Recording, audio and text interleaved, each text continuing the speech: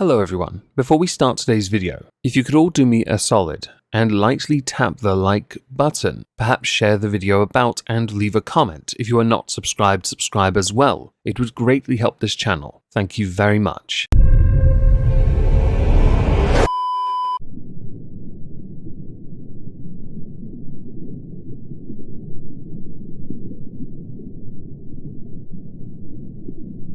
Well, isn't this just fantastic?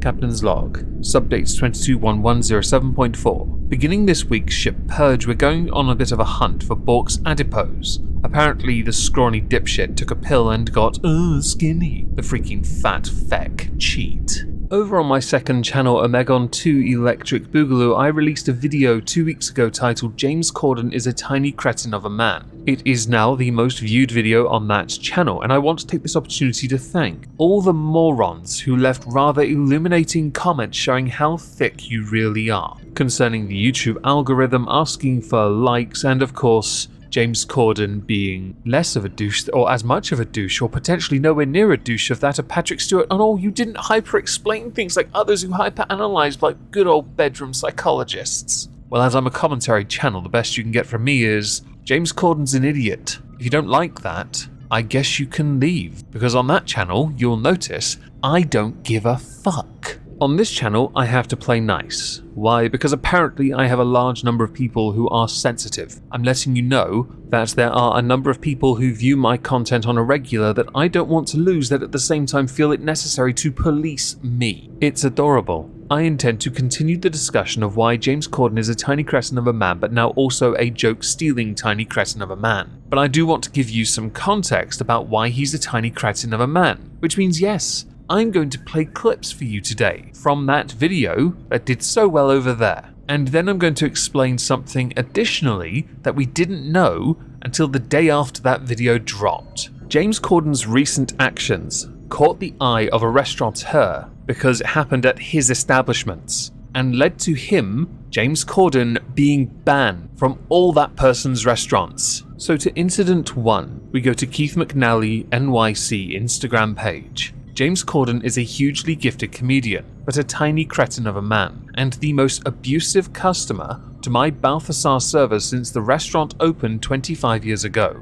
I don't often 86 a customer. Today, I 86'd Corden. It did not make me laugh. Here are 2 examples of the funny man's treatment of my staff. To 86 somebody is to ban them. To be 86'd is thought to have originated at a Greenwich Village speakeasy bar Chumley's on 86 Bedford Street, which had no address on the door, with guests 86ing themselves from the premises if there was any trouble. Manager's report number 1. In June, James Corden was here on table 61, brackets. Although this is diabolical, it happens very occasionally in all restaurants, end brackets. After eating his main course, Corden showed the hair to Balthazar manager G, who was very apologetic. Corden then was extremely nasty to the manager and said, "Get us another round of drinks this second and also take care of all our drinks so far. This way, I write any nasty in your reviews in Yelp or anything like that." By the way, that sounds very boogers and cum South Park, don't you think? Which is what you should be served for being such a dick. While even the owner agrees it is unacceptable, it does not happen often and it is not as much of a deal as you think it is. An apology was offered, and you in turn tried to treat it like negotiations. Ooh, but this one strand, this one follicle, is enough for me to deserve a whole bottle of your finest champagne. Get me a Balthazar. Manager's report number 2. James Corden was at Balthazar with his wife on October the 9th for brunch. He asked for a table outside. Maître d'Ali Walters took the party to table 301. Mr. Corden's wife ordered an egg yolk omelette with Gruyere cheese and salad. A few minutes after they received the food, James called their server MK and told her there was a little bit of egg white mixed with the egg yolk. The server informed the floor manager G. The kitchen remade the dish, but unfortunately sent it with home fries instead of salad. That is when James decided to begin yelling like crazy to the server. You can't do your job. You can't do your job. Maybe I should go into the kitchen and cook the omelette myself. The server was very apologetic and brought G over to the table. He returned the dish, and after that everything was fine. He gave them promo champagne glasses to smooth things out.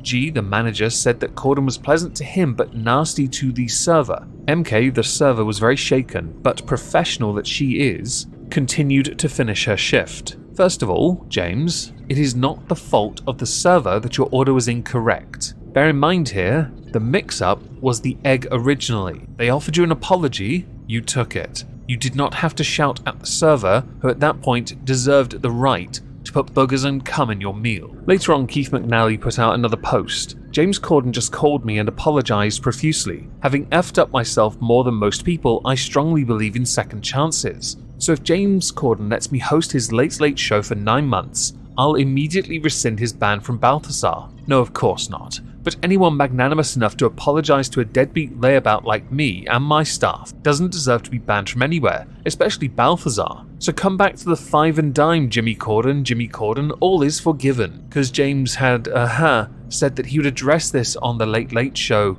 but also didn't believe he had done anything wrong. One last post though. Storm in a restaurant teacup. I've no wish to kick a dead man when he's down, especially one who's worth $100 million. But when James Corden said in yesterday's New York Times that he hadn't done anything wrong on any level, was he joking? Or was he denying being abusive to my servers? Whatever Corden meant, his implication was clear. He didn't do it. Although I didn't witness the incident, lots of my restaurant's floor staff did. They had nothing to gain by lying, Corden did. I wish James would live up to his almighty initials and come clean. If the supremely talented actor wants to retrieve the respect he had from all of his fans, all 4 of them, before his incident, then he should at least admit he did wrong. If he goes one step further and apologizes to the 2 servers he insulted, I'll let him eat for free at Balthazar for the next 10 years. If I apologize for him, can I have a free omelette? But not just a, only yolk one, just 3 egg omelette in a sandwich, please? Because I really like omelette, okay?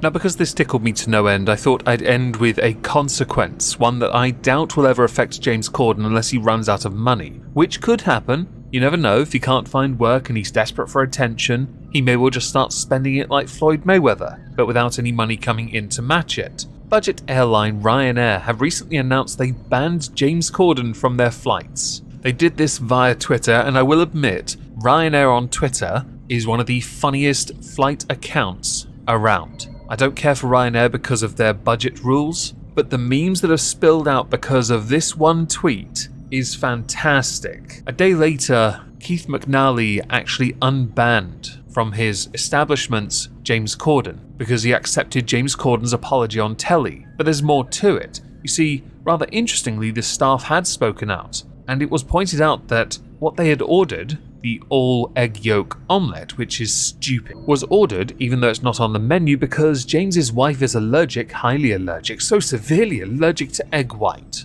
There were dozens of other options on the menu, but they had to have that with the salad. Egg yolk omelette, everyone. But because of that tiny bit of contaminated egg white on that omelette, and it being cocked up 3 times, James just had to rage. He had to let out the incredible bulk that is his green alter ego. James Corden's outrage was akin to that of Ethan Ralph's guntiness, i.e. pathetic, all mouth, no trousers, which is arguably accurate because at no point do Ethan Ralph's trousers ever look like they're being held up by anything other than his gunt. In the 200th exhibition of Stupid People, I spoke about this update because I felt it only right to make sure you had all the information, but also because I felt it incredibly dumb to order something that there's a risk you can't eat in the first place because there'll always be egg white somewhere, don't forget this. But also, when there are so many other options. When you do court this much controversy, generally what you want to do is put your head down, focus on your job, and not get caught out doing anything else. The problem you have is,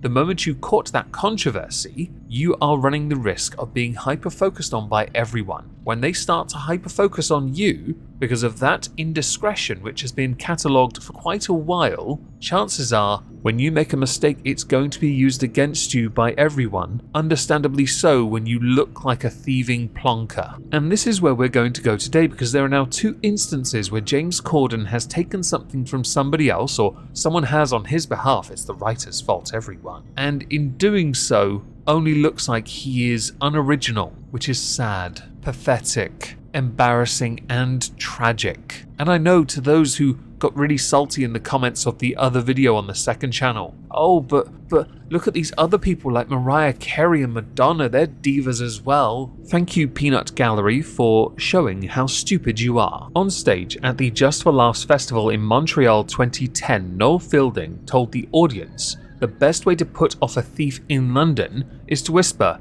"Oi mate," because the rules mean they put down their blade and respond in a hush-toned, "What is it?" In December of 2017, James Corden interviewed Matthew Broderick, who described being robbed. James Corden said the best way of getting mugged is to whisper, "You're never going to believe what's happened." Mimicking an attacker lowering a weapon, he said, "Because they go like this." What? Adding, "And it gives you time, you just bolt." Skip ahead to 2022 and people have noticed this joke being retold slightly differently by James Corden. No doubt one of his writers noticed it and thought, I'm going to be a poet because it's the only way you can tell the same thing twice but differently and make the same joke again, while at the same time those who have watched this are accusing him of plagiarism for it. Quick thing, no one owns a joke, I should make that clear. Second, it is okay to tell someone else's joke differently if you want, because it is an homage. Noel Fielding was alerted to this on Twitter back in 2017 and said, "Yes, I believe this is my material." That was, at the time, to be honest, the end of it.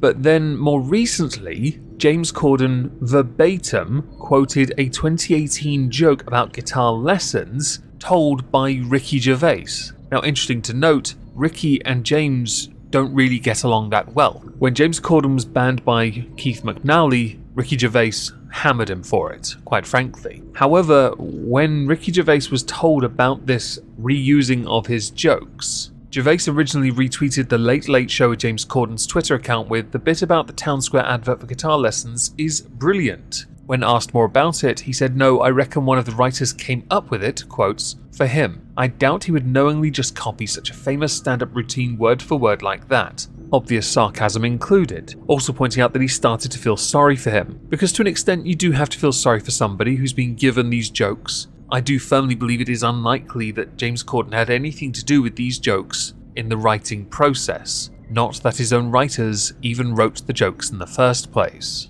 On the Late Late Show with James Corden Twitter, inadvertently told a brilliant Ricky Gervais joke on the show last night, obviously not knowing it came from him. It's brilliant, because it's a Ricky Gervais joke. You can watch all Ricky's excellent specials on Netflix. J. Kisses. While Ricky himself does take a more neutral stance on this and defends James to an extent, many don't see that as being the right way to respond. The reason why is because it is a straight up plagiarism thing, whereas with the Noel Fielding it was a retelling of the joke. There's another version of that joke, by the way. If someone breaks into your home, there are 4 words you can say if you come from a small village that will make that person leave. I know your mother. By the way, that's Dara O'Brien. Oh god, and Megan stole his joke. These jokes have been told for a long time. You would be hard pressed to find the actual creator of that joke. James Corden may be a tiny, unironically, cretin of a man. Does he steal jokes though? With the Noel Fielding one, I'm not so sure. The Ricky Gervais one, yeah,